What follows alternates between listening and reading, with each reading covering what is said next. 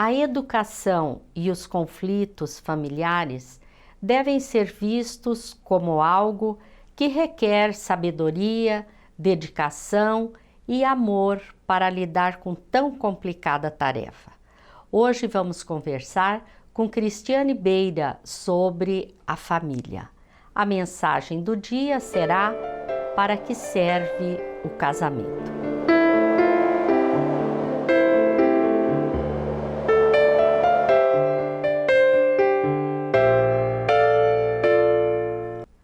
Um dos mais graves problemas humanos está na dificuldade de convivência no lar. Os espíritos amigos ensinam que conviver em família é o buril da nossa evolução e por isso tende a ser o maior desafio na vida das pessoas. O conflito entre gerações sempre existiu. A rápida evolução da sociedade tem gerado conflitos dentro e fora da família. Por isso, a família é, antes de tudo, um laboratório de experiências reparadoras.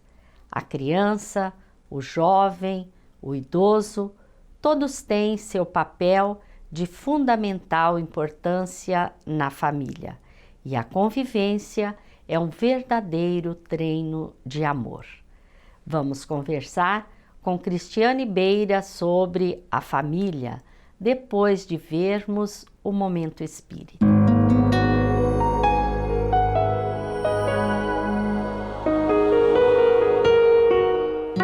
Você já se perguntou alguma vez sobre os objetivos do casamento? Sim, porque algum objetivo o Criador deve ter para fazer da união de dois seres uma lei da natureza. Talvez, refletindo superficialmente, você responda que o objetivo do casamento é a perpetuação da espécie humana. Mas será só isso? Na verdade, o casamento marca grande progresso na marcha evolutiva da humanidade. E por quê? Porque Deus visa não somente a procriação, mas também a evolução moral dos seres. É assim que o casamento se constitui numa excelente oportunidade de crescimento para aqueles que sabem aproveitá-la bem. Quando duas pessoas resolvem de comum acordo viver sob o mesmo teto, desde logo terão chances de melhoria individual. E a primeira delas é vencer o egoísmo. Sim, porque o que antes era meu, agora passa a ser nosso. Antes de casar, era o meu quarto, o meu carro, o meu aparelho de som, o meu. No primeiro dia de convivência mútua, deverá ser o nosso quarto, o nosso carro, o nosso aparelho de som e assim por diante. Com o passar dos dias, os pares vão se conhecendo melhor e percebem que o outro não era bem aquilo que parecia ser. Bem, nosso par tem algumas manias que desaprovamos e que só notamos graças à convivência diária. Eis uma ótima oportunidade para aprender a dialogar e resolver conflitos como gente grande. Depois, surgem mais alguns membros para nos ajudar a treinar outras virtudes. Chegam os filhos. Agora temos que dividir um pouco mais e isso nos torna menos egoístas. Devemos dividir mais a atenção, treinar a renúncia, aprender a passar noites sem dormir, tropeçar em fraldas sujas, correr para o médico nas horas mais impróprias, perder o filme que gostaríamos de assistir, a novela, o telejornal. A cama, que antes era só minha e passou a ser nossa, agora tem mais um ocupante disputando o espaço. E não é só o espaço físico que o pimpolho reclama. Ele quer nosso carinho, nossa atenção, nossa companhia, nossa proteção. E aí temos a grande oportunidade de aprender a superar o ciúme, o medo, a insegurança, o desejo de posse exclusiva sobre o nosso par, para amparar esse serzinho que chegou para ficar. Junto com tudo isso, herdamos também a família do nosso cônjuge, que nem sempre nos parece uma boa aquisição. Eis um grande desafio para aprender a fraternidade pura, a tolerância, o desprendimento, a amizade e outras tantas virtudes que ainda não possuímos. Ademais, para cumprir bem o papel que um dia aceitamos, unindo-nos a alguém de livre e espontânea vontade, é preciso que os 2 pilares do templo chamado lar permaneçam firmes até o fim. Quando isso não acontece, está declarada a vitória do egoísmo. Está declarada a nossa falência como seres que desejamos superar os limites e alcançar paragens mais felizes. Talvez você não concorde com todos esses arrazoados. No entanto, seria bom refletir sobre o assunto. Há casos de pessoas que optam por não se casar, assumindo declaradamente seu egoísmo. Com certeza, irão responder perante a própria consciência e a consciência cósmica pela decisão tomada. Considerando que nem todos nascem com o compromisso de se casar, obviamente estamos falando daqueles que tinham assumido aquele compromisso antes de renascer. Quem se casa e promete conviver bem com seu par e com os filhos que Deus lhes envia, mas abandona o barco ao menor indício de tempestade, certamente será responsável pelos destinos daqueles que abandonam a própria sorte. Isso será fatalmente sementeira de amargura num futuro próximo ou distante, cuja colheita será obrigatória. Por todas essas razões, vale a pena pensar ou repensar sobre os nobres objetivos que a divina sabedoria estabeleceu com a união de 2 seres. Vale a pena refletir sobre o que queremos para nós. Refletir sobre as forças internas que devem nos elevar acima desta miséria moral chamada egoísmo.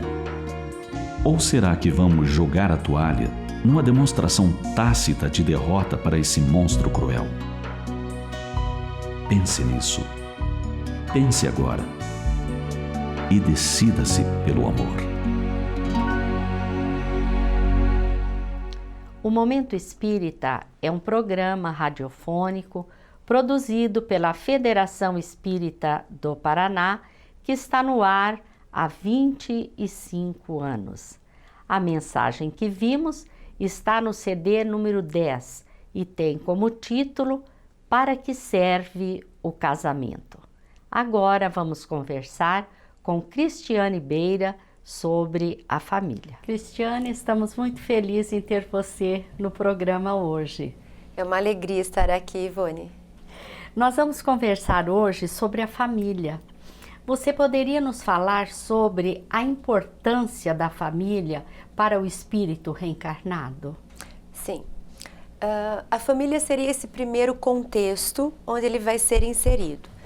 E a família seria responsável por oferecer a esse espírito ou essa criança como se fosse um resumo da condição onde ele começa a atual reencarnação. Quando essa família, por alguma questão, é um pouco ausente, pode ser que hajam lacunas e que ele não chegue na fase da adolescência com total compreensão do que veio fazer ou de onde veio. Então, esse senso de passado que é transmitido pela família, uma vez que o espírito, quando chega, ele tem esse esquecimento, pelo menos consciente, do passado, e ele não tem um acesso tão fácil ao inconsciente, onde teriam outras informações, a família faz esse papel de dizer a ele, olha, você veio daqui, é assim que funcionam as coisas e é para lá que você deve ir. Se a gente não transmite a eles esse senso de passado, pode ser que eles fiquem sem noção de qual caminho futuro a seguir. Certo. E a primeira infância? Muitas pessoas acham que essa primeira fase é a fase da gracinha, de brincar com a criança, mas nós sabemos que essa fase é muito importante para o espírito, né? Essa primeira infância. Sim, eu diria que é uma das fundamentais para depois a estrutura que está se formando. Esse período realmente é um período de muita atenção. Eu costumo brincar que um dia eu vou ter uma escola de pais e, de preferência, esses pais deveriam vir para a escola antes até de começar a namorar. Porque e olha, a sua ideia é fantástica, porque a gente chega a pensar que o bebê devia chegar com um manual de instrução, Exatamente. Né? Então, que bom se a gente pudesse se preparar antes, Exatamente. Né? Então, essa primeira infância, como ele ainda vive muito a vida inconsciente, né? Ele vai se fortalecer mesmo em termos de ser consciente a partir dos 7 anos. Essa primeira infância, ele está muito vulnerável. Então, aquilo que ele vive, que ele experimenta, em especial durante a gravidez e durante o primeiro ano de vida, ele é puramente inconsciência. Então, ele vê, ele sente, ele percebe o ambiente, em especial sua relação com a mãe, como se fosse ele próprio. Esses conteúdos que ele vier a experimentar e gravar serão arquivados como conteúdos pessoal dele. Então, muitas vezes a gente não entende muitas coisas do nosso próprio eu, porque na verdade a gente tem como eu algo que não é o nosso eu. Então essa primeira infância, a gente teria que cuidar muito do contexto dessa mãe. Essa mãe teria que ser muito amada, essa mãe grávida. Ela não deveria passar por dificuldades, ela deveria ser bem protegida, porque ela está realmente imprimindo nessa criança conteúdos que essa criança vai processar ao longo da sua vida. E isso, por certo, requer uma convivência muito estreita, não é? Como fazer para conciliar os compromissos que, na sua maioria, são necessários e essa convivência em família? A mulher, principalmente, hoje está saindo muito. Exatamente. É realmente um desafio. Quanto mais ela puder se preservar, a mulher, nesse primeiro tempo de gestação, de primeiro ano, de segundo ano de vida, se ela tivesse condições em países desenvolvidos, isso é muito bem avaliado e a mãe se retira mesmo da vida profissional para se dedicar à criança. A nossa realidade, a gente sabe que muitas vezes não permite isso, mas dentro do que é possível fazer, se ela tiver esse norte, né? Se ela se basear por essa necessidade, o quanto ela mais conseguir se vigiar, o quanto mais de presença, o quanto mais de alegria, quanto mais de paz, de repente esses exercícios de meditação, mais visitas à própria religião, mais passes espíritas, quanto ela puder privilegiar desse tipo de atividade, mais ela está colaborando com o próprio filho, com a própria família. Nós estamos falando da família de modo geral e observamos que algumas pessoas assumem compromissos, atividades em excesso fora do lar, muitas vezes nem necessitando disso. O que você entende que leva uma pessoa a ter esse tipo de atitude, Cristiane? Acredito que quanto menos a gente souber a respeito do si mesmo, quanto menos a gente se conhecer enquanto indivíduo, maior vai ser essa tendência de pegar aquilo tudo que aparecer à frente. É como se a gente não soubesse. Sabe quando a gente diz assim, eu não vou me desfazer disso porque vai que ali na frente eu precise? É mais ou menos essa sensação. Quando a gente tem segurança, a gente consegue se desapegar e dizer, não vou precisar disso, eu me garanto com aquilo que ficou.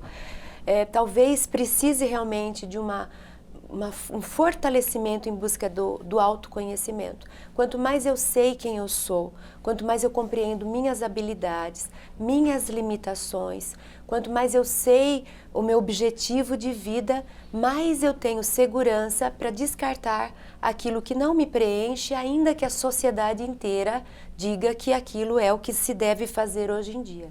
Então a gente volta para a questão do autoconhecimento, que tem sido debatido em muitos ambientes, a importância do conhecer a si mesmo para saber aquilo que nos convém. Até porque o importante não é quanto eu faço, né? Mas como eu faço. E muitas vezes as crianças ficam com os avós, ficam sob os cuidados dos avós que acabam entrando em conflito. E agora? Se fica comigo, eu tenho que agir como se fosse filho, como mãe. Mas ao mesmo tempo, estou avó, né? O que você orienta nessa situação? Realmente é uma situação que a gente tem visto. Conflitante, né? E cada vez mais isso tem acontecido. É interessante porque na minha escola de pais, eu traria também os avós. quando nós conversamos a respeito do desenvolvimento da psique, é importantíssima a presença dos avós. Quando a gente diz a respeito da informação do passado, da contextualização, os avós, eles são magníficos nesse ponto. Quando eles mostram como era uma geração ainda anterior aos pais da criança, mais ainda senso de pertencimento eles são capazes de oferecer para os netos. O convívio, então, de um lado tem ficado estreito, com esses casos de avós que fazem às vezes de mães e pais, e em outros grupos ele tem ficado cada vez mais escasso. Há muitas crianças e jovens que não convivem com os avós, que vivem realmente bastante apartados. E ali fica uma lacuna com esse senso de pertencimento, de onde eu vim, qual a minha raiz. Então a presença dos avós é muito saudável, mas realmente se ele hoje faz às vezes dos educadores, ele tem que encontrar um mecanismo de conciliar os dois papéis, sabendo bem. Existe um limite da intervenção dos avós na educação? Se ele estiver fazendo o papel realmente de pai e de mãe, ele precisa ser a referência dos filhos. Nesse momento ele tem que deixar claro que ele tira o chapéu de avô e de avó e ele precisa oferecer os limites que a criança precisa. Mas se é uma interferência esporádica, como quando a gente vai passear na casa da avó e do avô, ali a convivência deve ser livre e realmente naqueles momentos se pode esquecer os limites, não é ali que a gente vai deseducar. Né? Certo, e nem educar, né? Não. Porque é no dia a dia que nós passamos todos os limites, todos os exemplos. Sim, a educação acontece também, Ivone, numa outra instância. Porque sempre que nós estivermos na presença de uma criança ou de um jovem, independente da função, do papel... Nós somos educadores. Nós somos educadores, pelo exemplo, sim. Pela postura. Exatamente. Eu penso assim também, Cristiane, né? Nós estamos sempre tendo a oportunidade de educar pelos exemplos que nós damos. Principalmente o jovem tende a não gostar muito da conversa com os mais idosos, né? Como que podemos passar a eles as nossas experiências do passado? Porque normalmente eles dizem, isso é coisa do seu tempo, né? É que muitas vezes a nossa abordagem, ela costuma ser um pouco, às vezes, taxativa. Quando a gente aborda o jovem, é como se a gente quisesse já, pela entonação, dar uma lição de moral. Reprimir, né? Reprimir, ou dizer como é o certo, ou dizer que na nossa época isso era melhor do que aquilo. Então nós despertamos neles uma atitude defensiva. Mas se nós chamarmos os jovens e as crianças para um bate-papo, simplesmente para compartilhar histórias, e isso for valorizado dentro da família, e isso for um costume que se pratique desde pequeno, certamente eles vão curtir a companhia dos avós. Tudo depende da maneira, dos enfoques, né? Com tantas informações e apelos no mundo, como dar esse direcionamento às crianças? Esse direcionamento, ele começa, de novo, desde o ventre. A gente não educa na hora que precisa, na hora do conflito, né? Ali a gente vai realmente acalmar a situação e ele vai ter o seu conteúdo já para poder se desvencilhar do risco ou do conflito. Então, essa educação, ela deve ser diária, a conversa. Todos os dias nós temos que ter uns minutos durante a refeição, enfim, cada um vai conseguir na sua rotina, mas é um convívio construído dia após dia. Quando nós desenvolvemos esse costume, esse hábito familiar, nós vamos poupar muitas dores de cabeça lá na frente. Porque quando o nosso jovem estiver vivendo um ou outro conflito, certamente ele vai voltar, se ele precisar. Talvez ele nem precise, porque nós estamos dentro dele. O jovem, nós carregamos, né, a imagem do pai e da mãe dentro da gente. Pode ser que ele nem precise, ele dê conta sozinho. Mas se ele precisar, ele sabe o caminho e ele volta para pedir um diálogo, para se pensar a respeito daquilo que ele tem necessidade. Ele sabe onde buscar o acolhimento, né? A religião é muito importante em nossas vidas, né?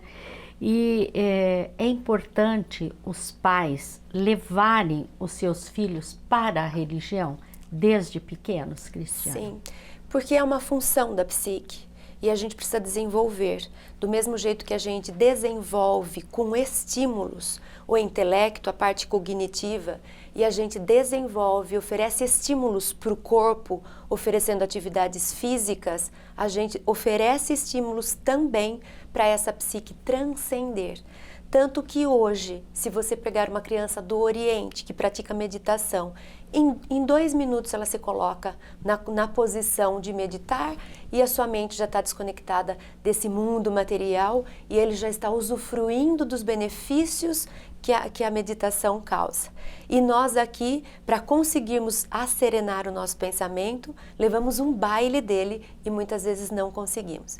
Então é um treino e esse estímulo deve ser oferecido sempre. Da mesma forma que nós não perguntamos se ele quer ir para a escola ou não, nós também não devemos dar opção, pelo menos enquanto eles estiverem sob nossa responsabilidade de escolha, de seguir ou não uma religião. É um treino para desenvolver uma função importante da psique.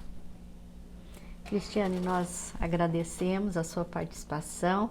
Foi muito bom conversar sobre esse assunto, já que é um assunto que toca a todos nós em função de que a nossa primeira vivência é o lar. Exatamente, né? Ivone. Então, mais uma vez, Cristiane, nosso muito obrigada. Eu agradeço pela participação, foi um prazer. Agradecemos a todos vocês que mais uma vez estiveram conosco. Lembramos que este programa e outros já exibidos podem ser vistos pelo site amemmaringá.com.br. Muito obrigada a todos e muita paz.